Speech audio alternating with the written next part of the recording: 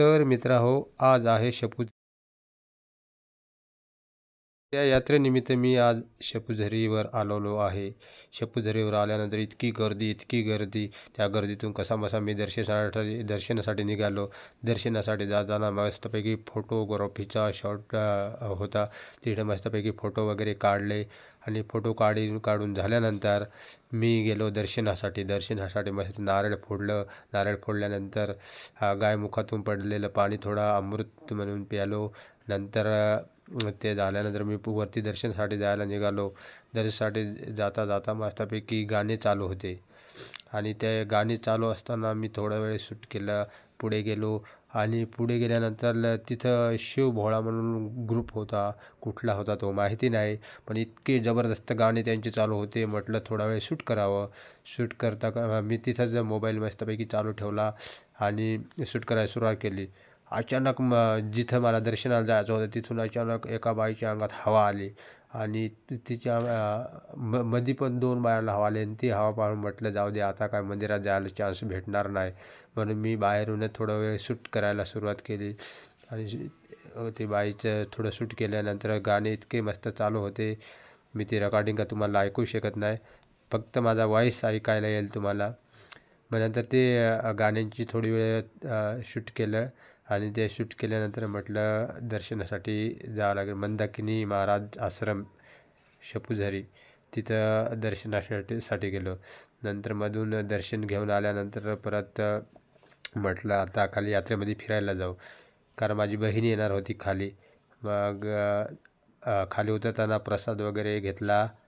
रस्त्यामध्ये प्रसाद घेतल्यानंतर जिथं माझी बहीण येणार होती तिथं गेलो, कारण एका साईडला पेठ तालुका आणि दुसऱ्या साईडला सुरगाणा तालुका, असे 2 तालुक्यांचा संगम असलेली ही शपुझरीची यात्रा राहते. बहीण आली, तिची मुलगी मस्तपैकी पाण्यात खेळली. मी मात्र शूट करत राहिलो, कारण लहान लहान मुले इतके खेळायचे मस्तपैकी. कारण हे जे शूट चालू आहे हे पेठ तालुक्यातलं. थोड्या वेळाने लगेच सुरगाणा तालुक्यातलं तुम्हाला मी सांगतो. ती पेठ तालुक्यात दुसऱ्या पुलाची एक टोक पेठ तालुक्यामध्ये आणि दुसरं टोक सुरगाणा तालुक्यात, असं 2 तालुक्यांचा संगम. मी शूट करता अचानक तिथं गेम पण चालू होता. एक कुठले मुलं होते ते माहीत नाही. रिंग फेकायची 100ची किंवा 500ची नोट घ्यायची आणि समोर जी बाई उभी होती ती दुसरीकडे गेली. तेवढ्यात लगेच एकाने चिटिंग करून ती रिंग त्याच्यामध्ये टाकण्याचा प्रयत्न केला. पण मला वाटतं त्या बाईने बघितलं असावं, पण कारण तिने पैसे दिले नाही म्हणजे तिने 100% त्याला बघितलं असेल. नंतर मग शूट केलं. म्हटलं हे परत चिटिंग करतील किंवा नाही, पण त्यांनी परत चिटिंग केली नाही. करायचा प्रयत्न केला पण ती बाई पण नंतर हुशार झाली. मग नंतर म्हटलं चला आपण जिथं मोठाले पाळणे होते तिथं जाऊ. नंतर मग आम्ही आलो. हे जे मोठं पाळणे तिथे हे सुरगाणा तालुक्यात आणि नदीच्या पुलाच्या त्या दुसऱ्या टोकाला पेठ तालुका आणि ह्या टोकाला सुरगाणा तालुका. तर इकडच्या साईडला खूप मोठमोठाले पाळणे होते. ते बाकीचे मी काही शूट करायला मला जमलं नाही, कारण तिकडनं खूप गर्दी होती. म्हणून मी पुलाच्या जरा दुसऱ्या साईडने आलो आणि त्याच्यावर जरा बसलो. एक चक्कर मारली. इतका भेव वाटला, कारण याच्यामध्ये पहिल्यांदाच बसलो होतो. तर मित्रहो, ज्याला धाडस येईल त्यांनी याच्यामध्ये बसावं, कारण हे लय जबरदस्त. वरती गेल्यावर जसं का खालीच पडतो. मस्तपैकी एन्जॉय केला. तर मित्रहो, मी आज पहिला ब्लॉग शूट करण्याचा प्रयत्न केला. कसा वाटला ते नक्की सांगा आणि याच्यापुढे तुम्हाला आवडतील, कारण मी जास्त करून बँडचे व्हिडिओ टाकतो.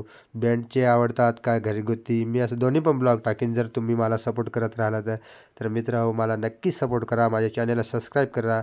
याच्यापुढे रेग्युलर तुमच्यापर्यंत मी व्हिडिओ टाकण्याचा प्रयत्न करीन, कारण साई गोल्डन बँडचे व्हिडिओ मी रेग्युलर टाकतो आणि तसेच इतर बँडचे पण व्हिडिओ टाकतो. तर धन्यवाद मित्रहो. माझा